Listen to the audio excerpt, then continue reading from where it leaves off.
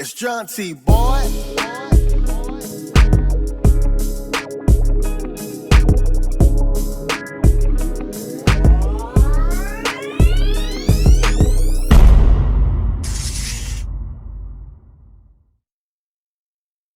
Yo, what's going on, everybody? It's your boy Jaunti. Welcome back to the channel. I'm back with a new video, and boy, I got a special one for you guys today. We're going to be talking about parallel compression.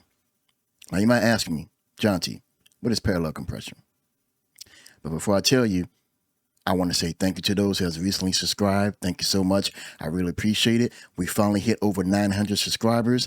Let's go down to the road to 1,000. I really appreciate the support. You guys are like family to me. I wouldn't be doing this if it weren't for you guys to keep pushing myself forward. Once again, thank you so much. If you're new to the channel, welcome to the channel. And you're not subscribed, please consider subscribing. Also, hit that notification bell so you'll be notified of new videos once I upload them. And also, give this video a thumbs up. Smash that like button for your boy. I would really appreciate it. Yeah, so back to the topic at hand. Parallel compression is more like a powerful technique that most engineers use to pretty much shape the transients and give more punch to either the vocals or the drums, most likely more clarity to the vocals and more punch to the drums. And what we're going to do is I'm going to show you guys exactly how to do that. Why it's important to use parallel compression. It's more likely to make your vocals stand out more, because if you add compression to your vocals in your vocal chain, you might not have enough compression where it's supposed to be standing out, sitting on top of the mix. But parallel compression gives it more by actually adding a compressor through your aux track, and then you just blending it to taste to see how much you would like to add. It pretty much determines how much compression you would like for the dry vocal to have. And I'm gonna show you exactly how to do that in a minute. Okay, guys, we're in Pro Tools. This is a track that I've recently worked on about a few hours ago. It's called Roughin' by my boy Some Serious. This is a track that I do a lot of parallel compression. I do a lot of parallel compression on pretty much every track. And I think it's important for you to use parallel compression if you are using compression in your vocal chain and all of a sudden it sounds like it's not standing out enough. You can always use parallel compression without damaging the audio signal. In other words, the transients, the dynamics, because when you use parallel compression, you're using aggressive processing as far as for creating a copy of that audio signal and sending it to an aux track, and you're determining how much you like to add that effect to the original audio signal. In this particular situation, I would recommend using any compressor with the number 76. Those type of compressors add clarity to your vocals to make them stand out more, make them sound a little bit more brighter, and it gives it more punch to your drums. So whether you're working on either a clap, a snare, or a dry kick, or even the entire drum kit, you know, your hi-hats, your snare, your clap, your open hats, your hi-hats, your cymbals, your toms, your kicks, your 808s, I would slap parallel compression on those bad boys. Because if you want your music to stand out a little bit more, give it more punch, a little bit more thump to the kicks, parallel compression is where it's at. So if you have a compressor like the CLA 76 from Waves, you could use that one. The Bluey, you could use that one to snap on your aux track. Or you could use the BF76 plugin. That's free. It comes with Pro Tools. It's one of the stock plugins. You could use that for parallel compression.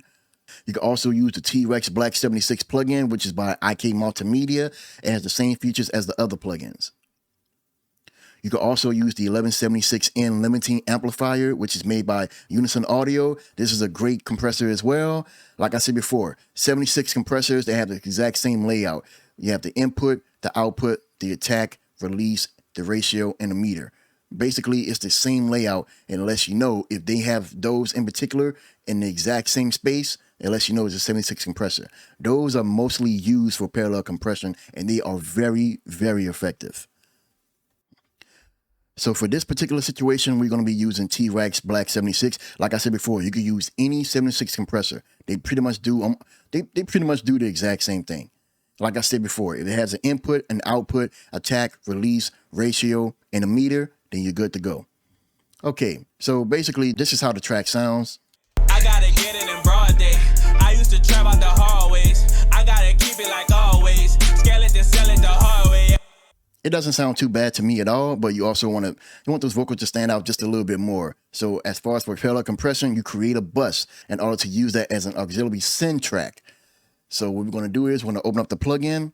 Since this is your input, you're pretty much telling the compressor how much you want to process. Some engineers, they might want to put it between -30 and -18 dB.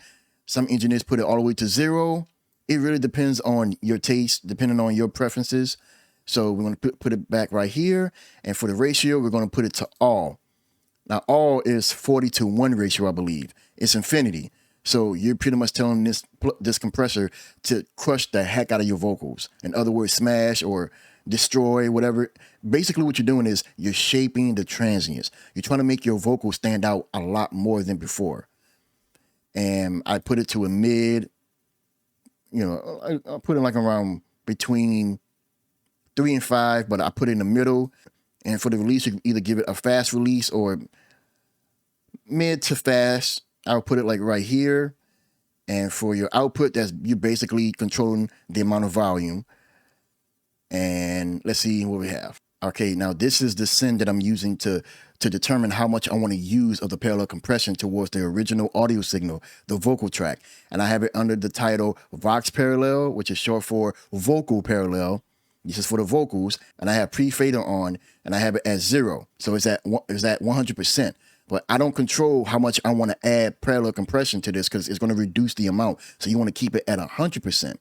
So you go to the aux track, because right here I have it all the way turned down to the bottom, because once I start to turn it up, it's going to start parallel processing.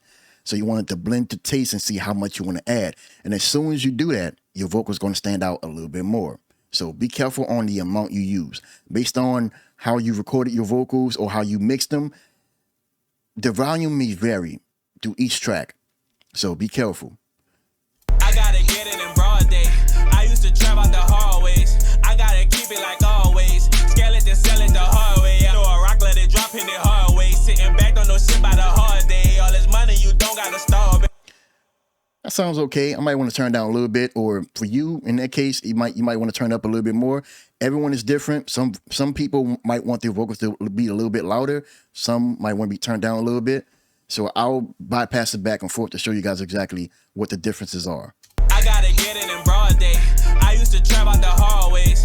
I gotta keep it like always. Scale it, then sell it the hard way. I know a rock, let it drop in the hard way. Sitting back, don't know shit by the hard day. All this money, you don't gotta starve it. Bro, my bitch a new car, not a Hyundai. Yeah. And that's basically what parallel compression is. You could do the same for your drums. I even add parallel compression to my drum mix bus. Or you could do it separately with your kick, your clap, your snare, your hi-hats. So parallel compression can add more presence to your vocals and make your vocals stand out a little bit more. So in this case, I'm going to turn down just a little bit. I gotta get it in broad day. I used to trap out the hallways. I gotta keep it like always. Scale it, then sell it the hard way. I know a rock, let it drop in the hard way. Sitting back, don't know shit by the hard day. All this money, you don't gotta starve it. Bro, my bitch a new car, not a Hyundai. Yeah. And that's it. That's basically what parallel compression is. It's just that simple. Try to play with it with a little bit. You could use other compressors that are not 76 compressors. But for me, I'd rather use 76 compressors because they're very effective towards me. My opinion, but it's not every engineer uses the same plugins. But just give it a shot. Try it on your beats. Try it on your vocals. Let me know what you think in the comment section below. Any comments, questions, concerns, hit me up. Once again, it's your boy Jaunti. I'm signing off. You guys have a blessed one. I love you. God loves you more. Stay blessed and peace out.